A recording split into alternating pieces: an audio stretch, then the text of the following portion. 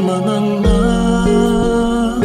muli monanga, nakabili yo yaya, kati na maboko na iyo, naina mibondeli. Zala se moto liboso, kati na bomoi nanga, kono yozali, eyanona, mituna nanga, kono yobongi, na lokumu. Otuna na moya Motema nanga Molimo nanga Nakabeli yo yaya Kati na maboko na yo Naina mibonzeli Sana se moto liboso Kati na motema nanga Kono yozali eyanona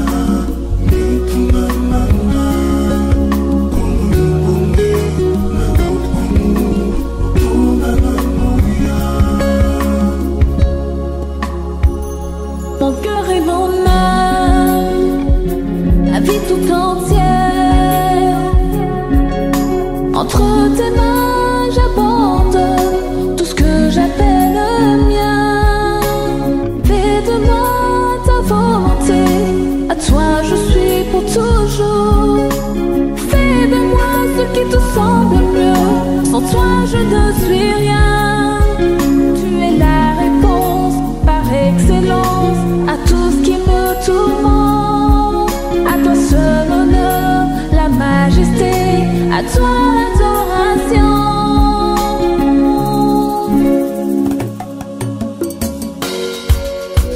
Oui, moi j'ai choisi de suivre Jésus. Désormais. Oh Église de Dieu, lève-toi là où tu es.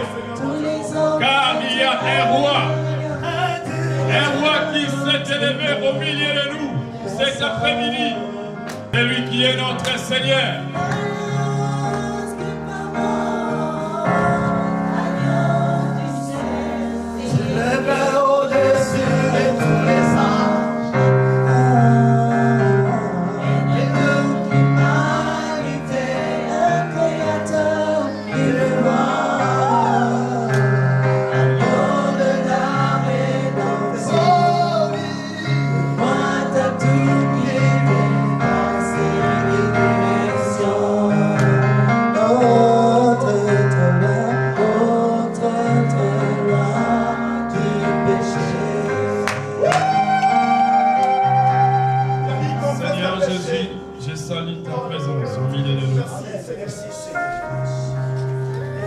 Tu es assis à la droite du Dieu très haut.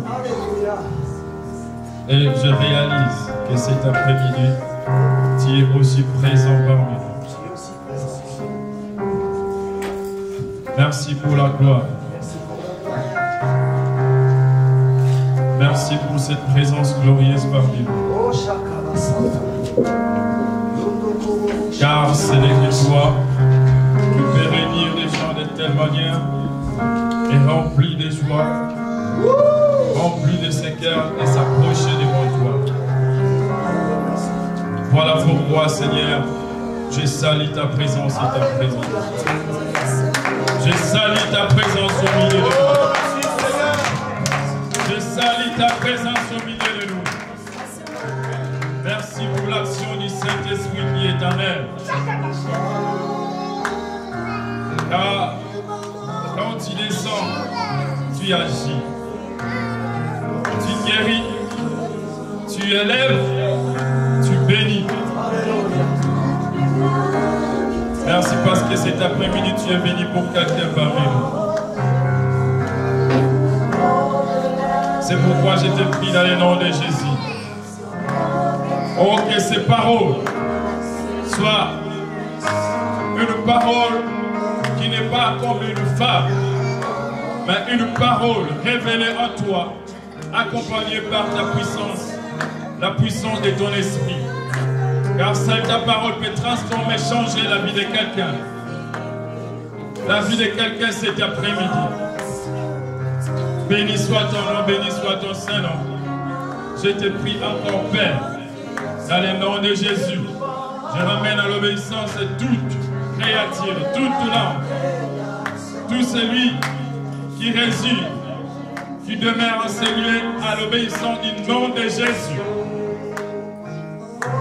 Que la gloire de ton nom règne à jamais du début jusqu'à la fin. En ces lieux, je te prie, au nom de Jésus. Au nom de Jésus. Au nom de Jésus. Au nom de Jésus. Amen. On acclame très très très très fort pour notre Seigneur. Acclame, acclame, acclame le nom de Jésus. Acclame le nom de celui qui est assis à la droite du Dieu très haut. Acclame le nom de celui qui est tout près de toi. Jésus est à côté de toi. Celui qui marche ensemble avec toi. Celui qui parle ensemble avec toi. Celui qui prêche avec moi cet après-midi. Celui qui est le Seigneur de la patrie encore. Celui qui est le Seigneur. Celui qui est capable de tout. Celui qui a une foi sans le créer. Personne ne peut s'y opposer. Celui qui a une vie d'amour. Où chose change. C'est celui-là cet après-midi qu'il peut faire quelque chose. Quelque chose. Car il est là à côté de toi. Je t'assure que le Seigneur est avec toi. Et il est venu pour toi cet après-midi pour faire quelque chose. Amen. Gloire au Seigneur. Nous sommes venus là pour adorer celui qui est assis à la droite du Très-Haut. Je t'en prie, tu peux t'asseoir. Que le Seigneur te bénisse. Nous sommes venus celui qui est assis à la droite du Dieu Très-Haut. Merci, merci. Le monde est là pour aller chercher d'autres choses, mais nous sommes là pour chercher celui qui n'a jamais été vaincu. Les mondes vont aller courir derrière les féticheurs, la magie, les diables.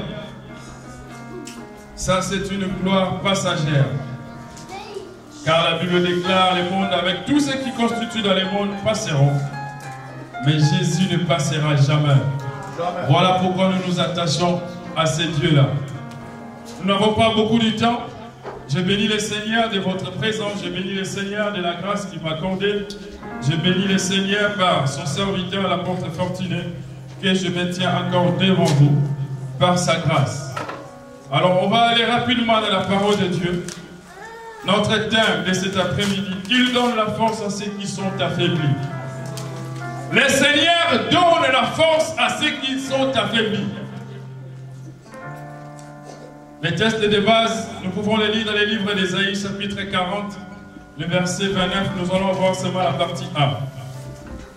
Ésaïe chapitre 40, le verset 29, la partie A.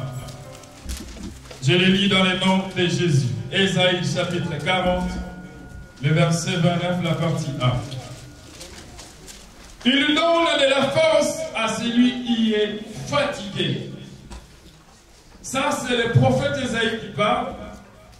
Comme je viens de dire, notre thème de cet après-midi, il donne la force à ceux qui sont affaiblis.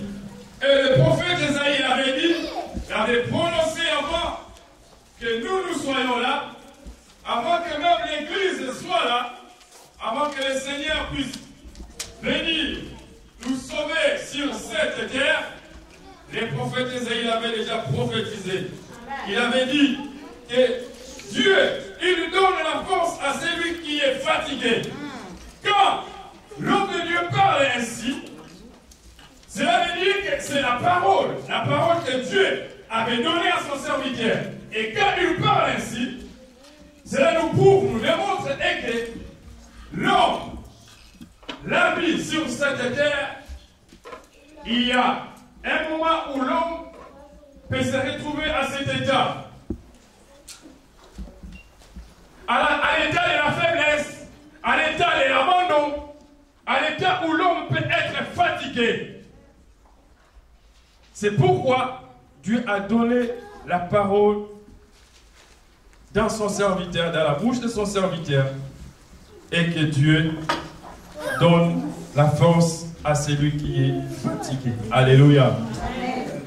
Et je crois cet après-midi, s'il y a quelqu'un parmi nous qui se sent fatigué, qui se sent abandonné, délaissé, je vais te dire une chose, que le Seigneur était venu pour toi. Vous savez, il y avait un homme tout près de la piscine de Bethséda, lui aussi il était fatigué. Il ne pouvait plus. La Bible dit qu'il n'y avait personne qui pouvait lui aider pour qu'il puisse se jeter dans la piscine. À tout le temps que l'ange de l'Éternel venait agiter de l'eau, tout le monde se pressait pour être guéri, mais lui n'avait pas la possibilité.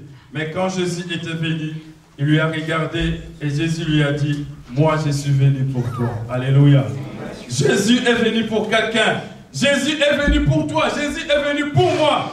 Pour que nous puissions être, pour que nous puissions avoir le courage, la force d'affronter le monde, d'affronter tout ce qui est devant nous.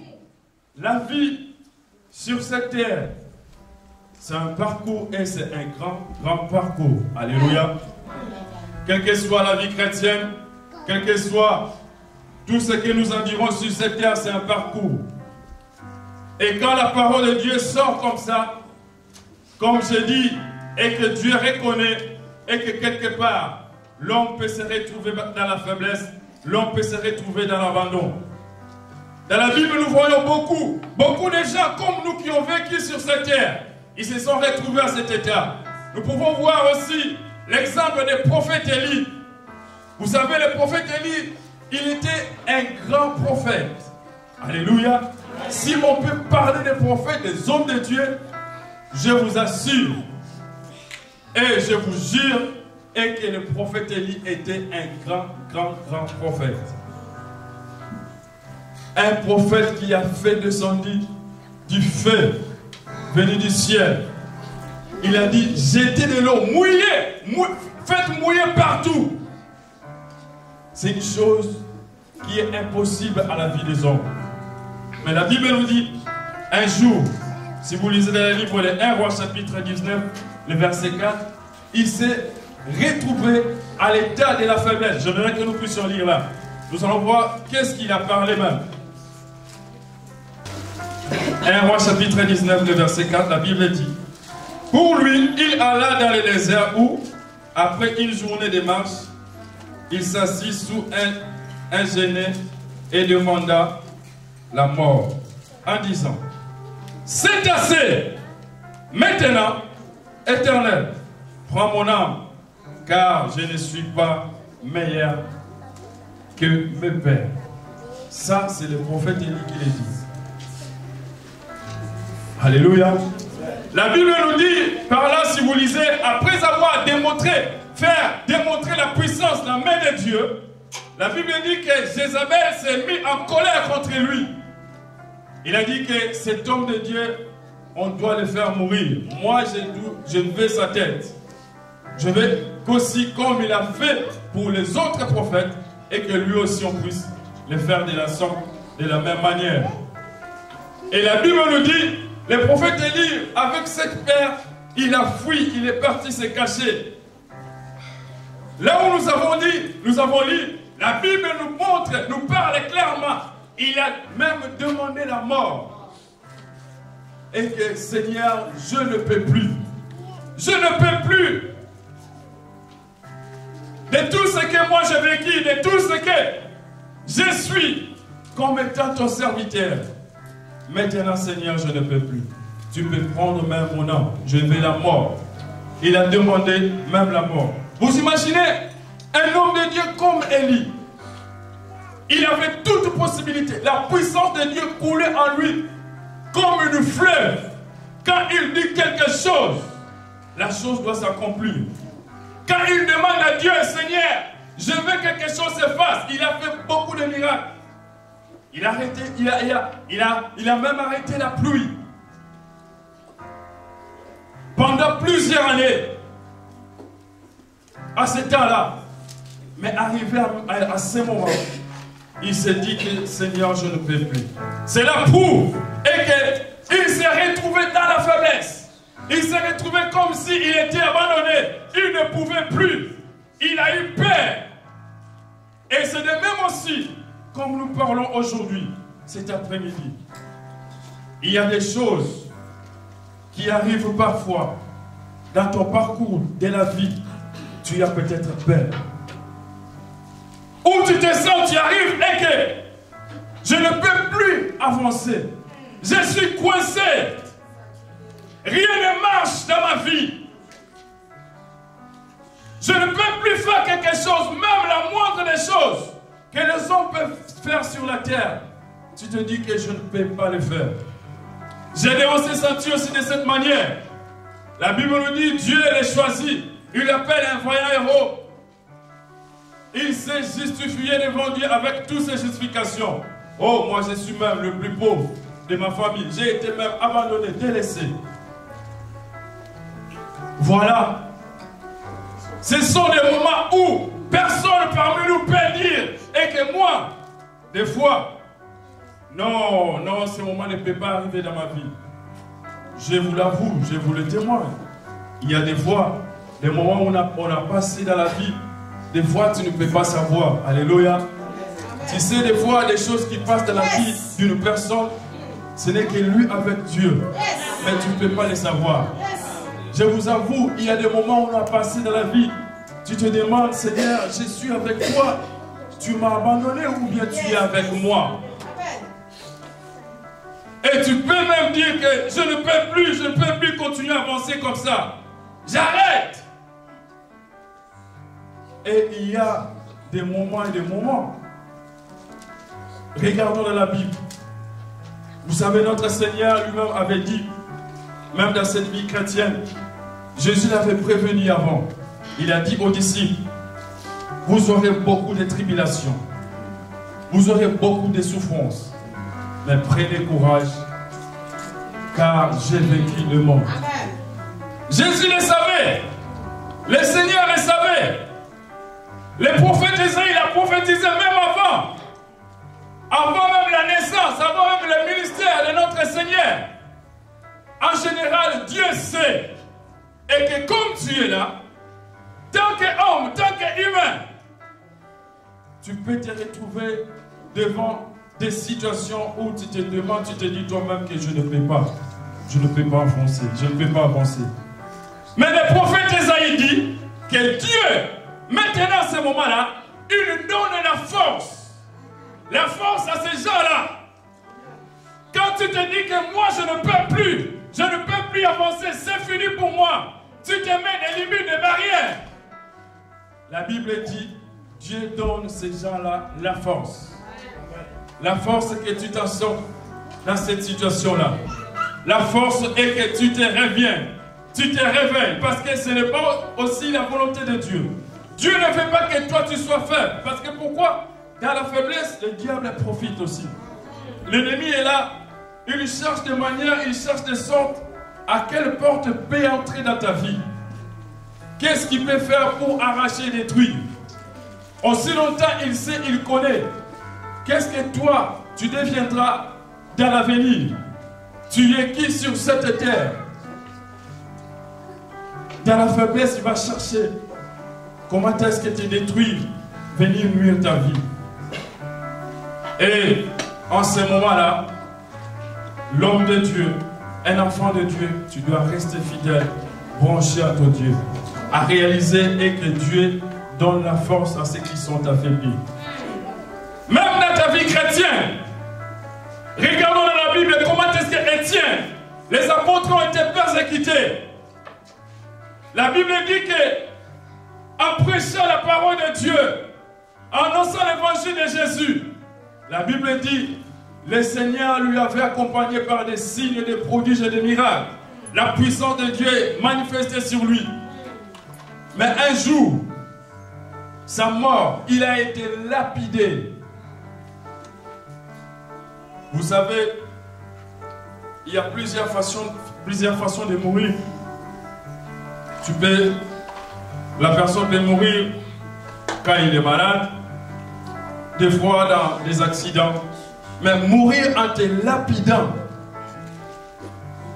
c'est terrible, c'est grave. Vous imaginez? Alléluia. C'est pourquoi moi j'ai toujours dit aujourd'hui, nous prions, nous servons le Seigneur avec toute tranquillité, avec la paix. On n'a jamais été persécutés. Les apôtres ont eu des persécutions et des persécutions. Pierre, il n'a rien fait parce qu'il a guéri quelqu'un. La Bible dit il s'est retrouvé en prison. L'apôtre Paul, la Bible dit, même dans le livre des Actes, chapitre 16, le verset 23, la Bible dit, à cause de leurs zèle, l'apôtre Paul et Silas, ils ont été tabassés sérieusement. Alléluia. La Bible dit, dans ces contextes-là, la manière dont on les a tapés, on les a arrosés des coups. Dans une autre traduction, c'est écrit arrosé. Mais dans 8 secondes, je vais que nous puissions lire Actes des Apôtres, chapitre 16, le verset 23. Actes 16, 23. La Bible dit, après qu'on les eut chargés des coups, je verrai que nous puissions rester là. Après qu'on les eut chargés des coups. Donc, c'est-à-dire, on ne les a pas tabassés comme on vient, on te donne un coup, c'est fini. La Bible dit, on les a chargés des coups. Admettons que vous tous ici, moi avec mon frère, c'est pareil comme vous avez tabassé. Comptez vos mains sont combien? Vous avez 2 mains et multipliez-les par le nombre que vous êtes ici. Alléluia. Donc, c'est de cette manière-là. Ils ont été chargés des coups. Et je suis sûr et certain qu'il y a même des fausses hérésies. Alléluia. Dans ce temps-là, vous imaginez ces persécutions-là. Le Seigneur, il savait tout ça. Et lui, il a été prévenu même. Quand le Seigneur lui a choisi, il lui avait dit que tu vas souffrir à cause de mon nom. Parce que lui aussi, il avait beaucoup persécuté l'Église. Mais dans tout cela, le Seigneur l'avait prévu que vous allez avoir beaucoup de souffrances dans ce chemin que vous avez choisi. C'est pourquoi je voulais dire à quelqu'un cet après-midi, même la vie chrétienne, ce n'est pas seulement une vie de roses. Oui, le Seigneur nous a appelés. La Bible dit, quand vous avez senti que le Seigneur est bon, approchez-vous de lui. Nous nous sommes approchés vers le Seigneur, mais sachez bien que la vie chrétienne n'est pas seulement de roses. Tu verras toutes sortes de tribulations. La tribulation peut aussi venir, même par ton frère ou ta sœur, même ton père et ta mère. Au début, on a été persécuté même par nos propres familles. Moi, avec mon père, c'était terrible, comme un chat avec un rat. Parce que lui ne priait pas, il ne connaissait pas Dieu. Et quand j'ai donné ma vie à Christ, c'était la première personne qui s'opposait à moi. Tu vois comment est-ce que les choses de Dieu marchent? Tu ne peux pas imaginer à cela que mon frère, que je mange ensemble avec lui, que ma famille, qui m'ont dit toujours que nous t'aimons, parce que tu es le nôtre. Mais le jour où toi tu as reçu Christ, ou le jour où toi tu as eu la décision d'abandonner tout, tu es devenu leur ennemi. C'est pourquoi l'apôtre Paul dit quelque part, moi, suis-je devenu votre ennemi à cause de la vérité que je vous ai apportée? Un chrétien qui réalise cela dans sa vie, crois-moi, tu seras prudent ou prudente dans toutes choses qui peuvent t'arriver dans la vie chrétienne. La vie chrétienne, c'est un parcours.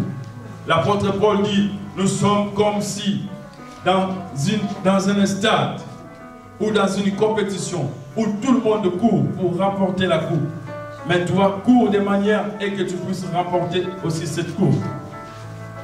Quand on est affronté à une épreuve, attends-toi aussi de toutes choses. Tu vas être fatigué. Tu auras aussi besoin d'avoir peut-être de l'eau, d'avoir des secours.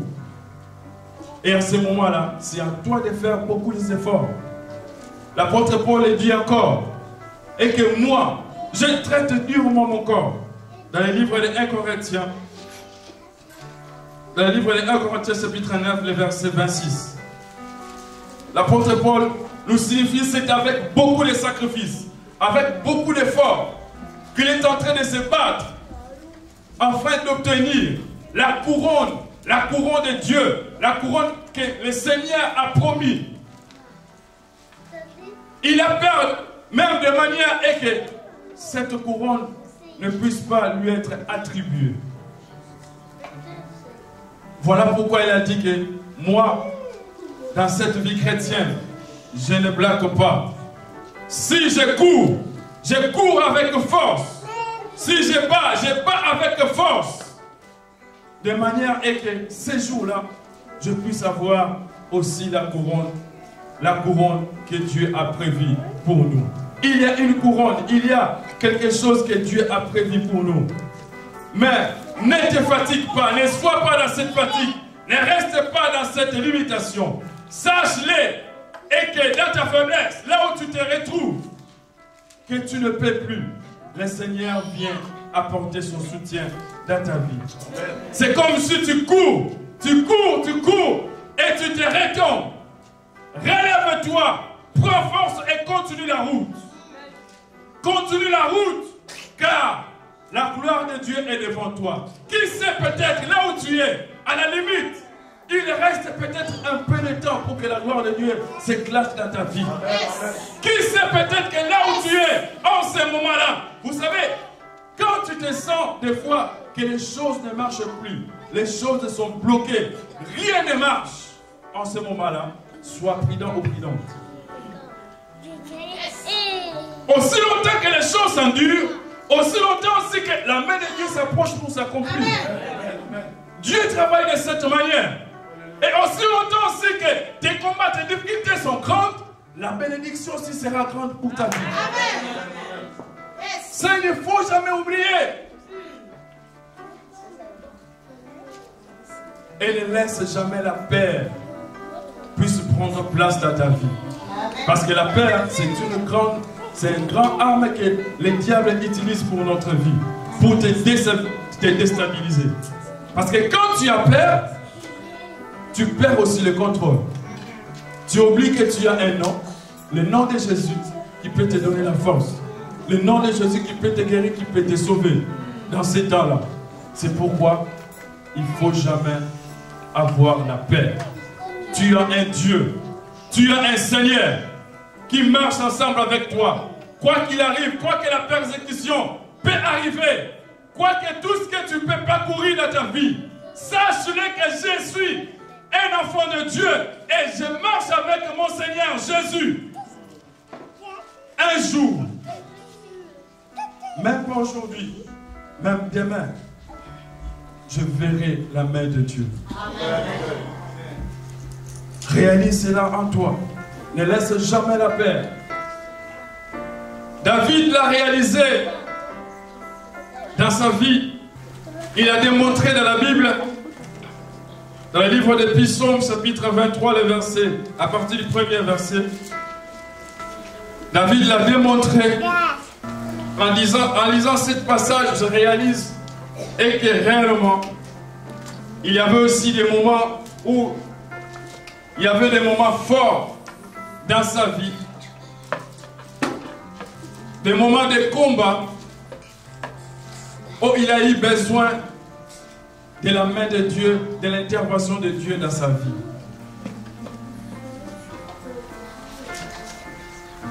Est-ce que vous lisez très bien ces passages? Vous avez eu déjà le temps de bien lire ces passages. Psaume chapitre 23, le verset 1er. Je lis la parole au nom de Jésus. Amen. L'Éternel est mon berger, je ne manquerai de rien. Il me fait reposer dans de verts pâturages. Il me dirige près des eaux paisibles. Il restaure mon âme. Il me conduit dans les sentiers de la justice, à cause de son nom. Quand je marche dans la vallée de l'ombre de la mort, je ne crains aucun mal, car tu es avec moi. Ta houlette est mon bâton, ta houlette et ton bâton me rassurent. Amen. Merci, papa. On peut s'arrêter. Amen. Est-ce qu'on peut acclamer pour la parole de Dieu? Acclame pour la parole de Dieu. Ça, c'est David qui dit. David, quand je lis ce passage, je réalise que cet homme de Dieu a parcouru aussi des moments, des fois, des moments qui ont été forts dans sa vie. Mais il a réalisé cette chose en disant et que l'Éternel est mon berger. Alléluia. David, lui, il se considère comme étant un brebis. Et il choisit, il réalise et que vraiment l'Éternel est le berger de sa vie. C'est pourquoi Jésus, quand il est venu, oh, je bénis le Seigneur. Vous savez, la Bible, c'est un livre très très magnifique.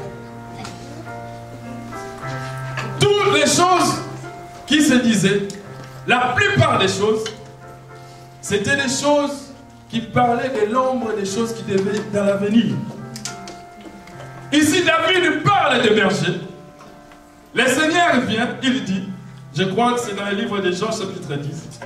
Moi, je suis le bon berger. Et il est venu chercher ses brebis. Donc Jésus, il est venu nous chercher, nous, ses brebis. Mais David les savait déjà avant que le Fils de l'homme puisse venir accomplir cette mission sur la terre. Yes. L'Éternel est mon berger. Dans tout ce que moi j'ai fait, dans tout ce que moi je suis sur la terre, le Seigneur est mon berger. Et voilà maintenant, quand tu descends, le prophète David, le roi David, a commencé à détailler ce qu'un berger peut faire pour son brebis. Oh, c'est très merveilleux, c'est très magnifique. Il dit, l'Éternel Seigneur, tu es mon berger, et moi, je ne manquerai de rien. Tant qu'il vivait sur la terre, dans tous ses combats, pendant son règne, il a vécu beaucoup de choses. Il a vécu de bénédictions. Et il a aussi vécu le bas. Mais il réalise, tant que le Seigneur était son berger, lui, il ne manquait de rien. Laisse-moi te dire, cet après-midi, que l'Éternel est aussi ton berger. Amen. Comme l'Éternel est ton berger, tu ne manqueras de rien. Élie, il a fui la face de la reine Jézabel, mais la Bible dit, là où il était couché, il entend quelqu'un qui lui réveille. Réveille-toi, réveille-toi et mange. Or, il était dans le désert. Il n'y avait personne. Mais la Bible dit, Dieu a envoyé son ange, afin que son ange puisse faire nourrir son serviteur. Et cela prouve réellement aussi que Dieu était le berger du prophète Élie. La Bible nous dit, tous ces gens que vous voyez, tous ces gens que vous entendez parler de la Bible, ils sont des gens de la même nature que nous. Ils ont eu cette chair. Ils ont eu cette sang que nous coulons. Et l'enfant de Dieu, tu dois réaliser cela. Marcher ainsi. Dire que l'Éternel, Jésus-Christ est mon berger. Et je ne manquerai de rien. Oui, il peut t'arriver, tu te retrouves. À ce moment-là, tu te sens vraiment que bloqué, tu n'as rien. Mais la Bible dit que nous ne vivons pas avec l'intelligence humaine, mais avec l'intelligence de Dieu. Tu vois que tu as quelque chose. Les hommes, les gens de ce monde te regardent, que tu n'as rien. Mais en toi, tu marches avec cette foi, avec cette parole de Dieu, tu sais que tu ne manques de rien. Même si dans ta poche tu n'as même pas un centime, mais en toi tu sais que j'ai quelqu'un avec moi. Il suffit de dire un mot pour moi, tout peut venir sur moi. Voilà pourquoi tu n'es même pas ce que le monde dise que toi tu es, mais tu es ce que Dieu dit que toi tu es. Pourquoi? Dieu ne regarde pas avec cet œil, mais il a toujours un regard à lui. Un regard qui regarde que ma fille, mon enfant, a quelque chose en lui. Pense ici, pense à cela, que le Seigneur est avec toi et tu ne manqueras de rien. C'est pourquoi, vis en paix, reste toujours en paix. Ne te tourmente pas. Ne cherche pas de gauche à droite. Dis-toi que j'ai un Dieu avec moi. Et reste avec cette paix. Et le miracle de Dieu va te poursuivre. C'est tout ce que toi tu auras besoin. Ça, c'est la première des choses. David dit, l'Éternel est mon berger et je ne manquerai de rien. Écoutez, il dit en deuxième lieu, il me fait reposer dans le vert pâturage. Ça, c'est le travail d'un berger. Le berger, quand il est avec ses troupeaux, quand il est avec ses brebis, il veut que ses brebis puissent être toujours en bonne santé. Il les conduit dans les verts pâturages. Les verts pâturages, ce sont la nourriture convenable, de bonne nourriture qu'il faut pour ses brebis. C'est ça. Le Seigneur, notre Dieu, notre Père, il nous conduit toujours dans un chemin. C'est pourquoi quand il est venu, il a dit, moi je suis le chemin. Il le savait. David l'avait déjà prédit avant. Il lui conduit dans les verts pâturages, là où il y a la bonne nourriture. Voilà pourquoi aujourd'hui toi tu es là à l'église. Pourquoi? Parce que tu as réalisé c'est à l'église où il y a la bonne nourriture. La parole de Dieu. Car Jésus a dit, l'homme ne vivra pas seulement de la nourriture, de tout ce qui se mange de la chair, mais de toute parole qui sort de sa bouche. Et aujourd'hui, il se révèle par ses serviteurs et servantes. Cette parole est la nourriture pour toi. Cette parole, c'est là, fait que tu puisses être bien guidé. Pas comme le monde te guide, mais comme le Seigneur veut que toi tu puisses être guidé. Voilà ton berger. Voilà celui qui est là pour toi. Voilà celui qui sécurise. Celui qui contrôle ta vie. Il te dirige là où il y a la bonne nourriture, le vert pâturage. C'est pourquoi l'apôtre Paul est parti dire plus loin, n'abandonnez pas vos assemblées, car c'est là où nous venons prendre notre source, notre force pour affronter le monde. Pour affronter celui qui est devant nous, celui qui est devant nous, les diables. Car les mondes marcheront sur cette terre avec la magie, avec la franc-maçonnerie, les Illuminati, le monde est même pourri. Mais nous venons ici pour avoir de la force et affronter toutes ces forces-là. Et la Bible dit, nous l'avons vaincu parce que celui qui est en nous, il est le plus fort que celui qui est dans le monde. Alléluia. Voilà pourquoi moi je me réjouis. Il y a des choses où je les fais avec faiblesse dans ma vie. Des fois je suis faible dans d'autres choses. Mais si c'est pour Dieu, oh, je vous jure. Je vous jure et je vous dis la vérité. Vous savez, en Europe on a une autre vie. Mais en Afrique, je ne raconte pas les sacrifices qu'on fait pour Dieu. Tu te retrouves à 2 h du matin, 3 h du matin, on te réveille. Viens prier pour quelqu'un qui est malade. C'est pas facile. Alléluia. Pourquoi? Parce que je sais, c'est avec lui que j'aurai ma force.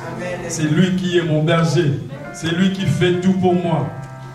En troisième lieu, David dit, il restaure mon âme.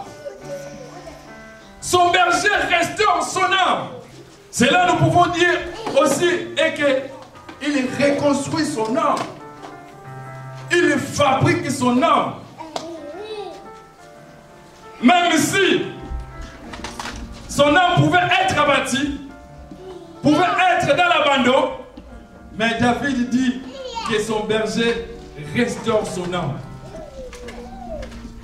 La restauration dont on parle ici, moi j'aimerais que nous puissions partir plus loin, car Jésus, il a restauré aussi la vie de quelqu'un, l'âme de quelqu'un, mais ce n'était pas aussi seulement la restauration de l'âme. Il a restauré son âme, son esprit, son corps. Lazare, 4 jours après dans la tombe, Jésus l'a reconstruit, n'est-ce pas? Marthe a dit, Seigneur, je suis sûr et certain que son corps s'est même déjà décomposé.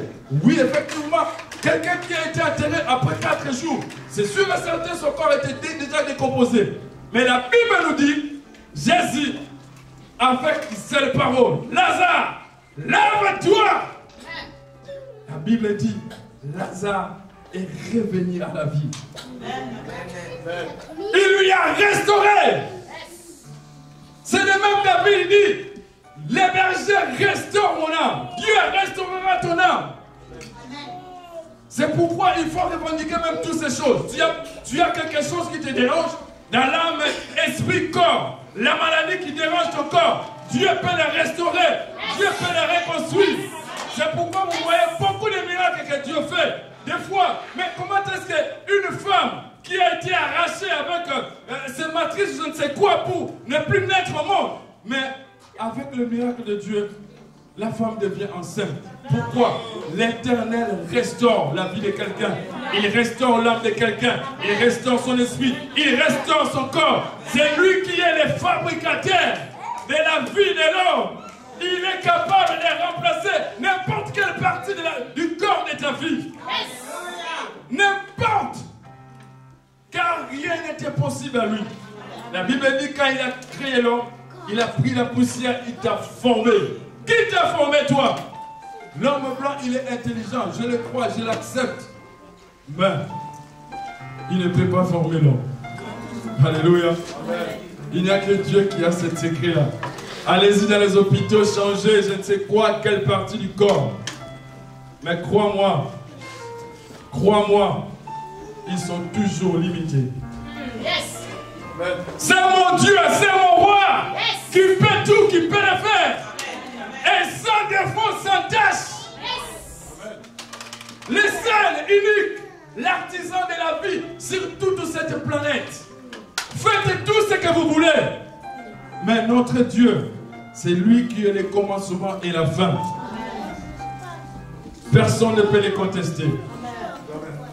Crois cela, que le Seigneur peut restaurer ton âme. Cet après-midi, tu as quelque chose. L'Éternel peut restaurer ton âme. Le Seigneur peut restaurer ta santé. Tu as une maladie qui dure, je ne sais quoi, pendant longtemps. Dans la Bible, Jésus l'a fait beaucoup de fois. Il a restauré la femme qui a eu la perte du sang pendant 12 ans. Il a restauré la vie de Bartimée. Je ne sais même pas le miracle dont je peux te parler. Et il y en a plusieurs. Et il a dit, il est le même hier, aujourd'hui et éternellement. Il opère, il agit jusqu'aujourd'hui, jusqu'à présent. Attends-toi de quelque chose que Dieu peut faire sur toi, que le monde ne peut jamais comprendre. Que toi-même, tu ne peux même pas comprendre. Tu ne peux même pas te rendre compte comment cela s'est passé dans ta vie. Mais c'est les choses de Dieu. Quand Dieu accomplit, quand Dieu fait, personne ne peut comprendre. Parce que lui, il est Dieu. Alléluia. Crois cela en toi. Et ayez cette foi. Il lui dit encore, il me conduit dans les sentiers de la justice. Dans les sentiers de la justice. Car c'est un Dieu de la justice. Il savait que c'est lui-là. Un jour, il a essayé de dérouter. La Bible dit, Dieu a pris son chicotte, il l'a frappé pour le faire revenir en route. David, roi, il prend la femme de son soldat Iri. Dieu, dans cette colère, il est parti même tuer, même l'enfant. Car c'est un Dieu de la justice. Quand on te prêche la justice dans l'église de Dieu, c'est parce que Dieu veut que tu sois ainsi. Dieu, ce n'est pas un Dieu de désordre. Dieu, ce n'est pas un Dieu qu'on peut avoir l'habitude. Non. Dieu, c'est un Dieu de l'ordre. Il veut que ta vie soit en ordre et il marchera ensemble avec toi. Tu veux que les choses de Dieu s'accomplissent en toi? Reste dans sa bergerie et lui te conduira dans la justice. Ne cherche pas de gauche à droite, que ne vous trompe pas. Tu veux être restauré, tu veux être béni, élevé. C'est dans la justice de Dieu, dans ce que toi tu veux que le Seigneur puisse accomplir. Reste dans la bergerie du Seigneur. Et il dit cela, c'est à cause de son nom. Quand je marcherai dans la vallée de l'ombre de la mort, je ne crains aucun mal, car tu es avec moi. Ta houlette et ton bâton me rassurent. Oh! Je ne crains rien sur cette terre, quoi qu'il arrive. La seule chose que je peux craindre, arrachez-moi Jésus. Mais si le Seigneur est encore avec moi, ou j'ai encore la vie, le souffle qu'il m'a donné, il n'a pas encore arraché. Je ne crains aucun mal. Je ne crains personne. Car lui, il est toujours à côté de moi. La Bible dit, et que David dit, sa houlette et son bâton me rassurent. Vous savez, la houlette, c'est quelque chose où le berger utilise toujours quand il a ses brebis. Il se promène avec ses brebis pour les encadrer. S'ils vont dérouter, s'ils vont aller quelque part qui pourront les faire du mal, il prend ces bâtons-là, il les remet en route, en chemin. Voilà ce que le berger fait aussi pour moi. Quand je voulais tomber, quand je voulais partir de gauche ou à droite, là où il y a du mal, mon Seigneur me protégera. C'est lui qui nous protège. Et c'est lui qui veille sur nous. Écoutez, peuple de Dieu, voilà pourquoi il y a une grande intérêt de rester dans la bergerie du Seigneur. Quand tu vas te sentir fatigué, quand tu vas te sentir faible, lui, il sera là pour toi. Il va te conduire, il va t'encadrer, il va t'amener là où il y a la réussite, là où il y a la restauration, là où il y a une bonne pâturage. C'est pourquoi tu n'as aucun intérêt de sortir dans cette bergerie. Reste dans la bergerie du Seigneur. Reste dans la bergerie de Jésus. Car c'est lui qui est notre bon berger. C'est lui qui veille sur notre âme. C'est lui qui protège notre vie. C'est lui qui est capable de nous guérir de toutes sortes de maladies. Je ne sais de quoi tu souffres. Je ne sais de quoi tu t'inquiètes. Je ne sais de quoi tu te sens que je ne peux plus. Mais cet après-midi, je te dis quelque chose.